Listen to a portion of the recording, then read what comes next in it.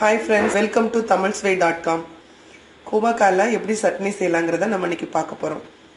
இதுக்கு தேவையான பொருட்கள் ஒரு வெங்காயம், ஒரு பெரிய வெங்காயம், ஒரு தக்காளி, ஒரு 10 புதினா இலை, ஒரு கொஞ்சோண்டு ஒரு 2 டீஸ்பூன் அளவுக்கு தேங்காய், ஜீரகம், ஒரு சின்ன புளி, கொத்தமல்லி, உளுந்து, கடலைப்பருப்பு, காஞ்ச மிளகாய் 2, அப்புறம் கோவக்காவை நல்லா குட்டி குட்டியாக கட் பண்ணி வச்சுருக்கிறேன்.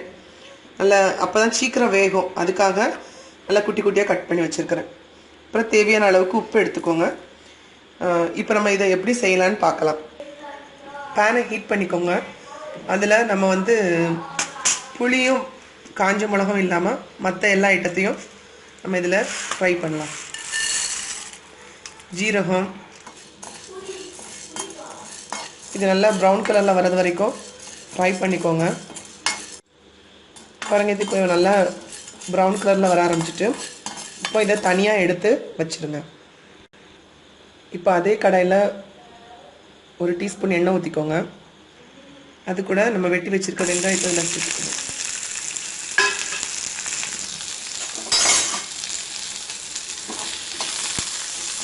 நல்லா ப்ரௌன் கலரில் வரது வரைக்கும் கொஞ்சம் வதக்கிக்கோங்க.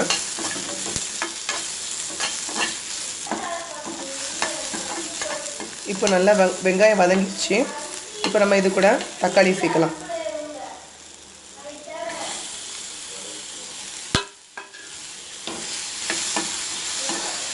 தக்காளி நல்லா சாஃப்ட் ஆகிறது வரைக்கும் நல்லா வதக்கிக்கோங்க.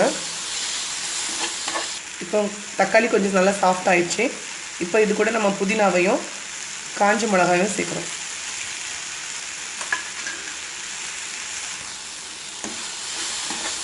புதினாவில் அந்த பச்சை ஸ்மெல் போகிறது வரைக்கும் கொஞ்சம் நல்லா வதக்கிக்கோங்க. புதினா கூட நம்ம வீட்டில் கொத்தமல்லி இலை இருந்தால் கூட நம்ம அதை சேர்த்துக்கலாம். இப்போ பார்த்தீங்கன்னா தக்காளி நல்லா வதங்கிருச்சு. இந்த புதினா இலையும் அந்த பச்சை ஸ்மெல் போயிடுச்சு. ஸோ இப்போ நம்ம இதை தனியாக எடுத்து வச்சிடலாம். இப்போ அதே கடாயில் கொஞ்சோண்டு எண்ணெய் ஊற்றிக்கோங்க. அதில் நம்ம வெட்டி வச்சுருக்கக்கூடிய கோவக்காவை கோவக்காவை சேர்த்துட்டு நல்லா இது கொஞ்சம் நல்லா வேகிற அளவுக்கு நல்லா வதக்கிட்டே இருங்க. நல்லா சின்னதாக கட் பண்ணால் சீக்கிரமாக வெந்துடும், இல்லைன்னா ரொம்ப நேரம் ஆகும் அது வேகிறதுக்காக. அதுக்கு தான் ரொம்ப குட்டியாக ரொம்ப பொடிசாக கட் பண்ணியிருக்கிறேன். இப்போ பார்த்தீங்கன்னா நல்லா கோவக்காய் வதங்கிடுச்சு.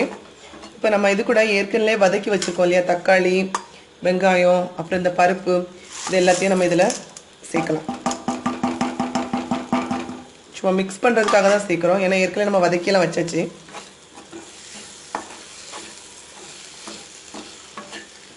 அது கூட நம்ம கொஞ்சம் தேங்காயும் புளி எடுத்துருக்கோம் இல்லையா, அதையும் நம்ம என்ன சேர்க்கலாம்.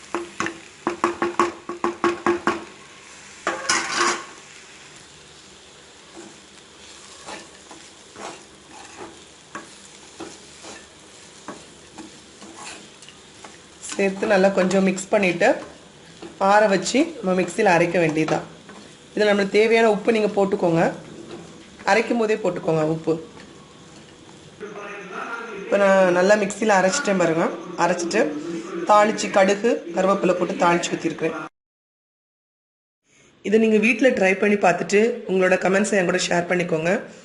இந்த வீடியோ பிடிச்சிருந்துச்சுன்னா லைக் பண்ணுங்கள், உங்கள் ஃப்ரெண்ட்ஸ் கூட ஷேர் பண்ணுங்கள். என்னோட மற்ற வீடியோஸ்லாம் பார்க்குறதுக்கு சப்ஸ்கிரைப் பண்ணுங்கள். தேங்க்யூ ஃபார் வாட்சிங் tamilsway.com.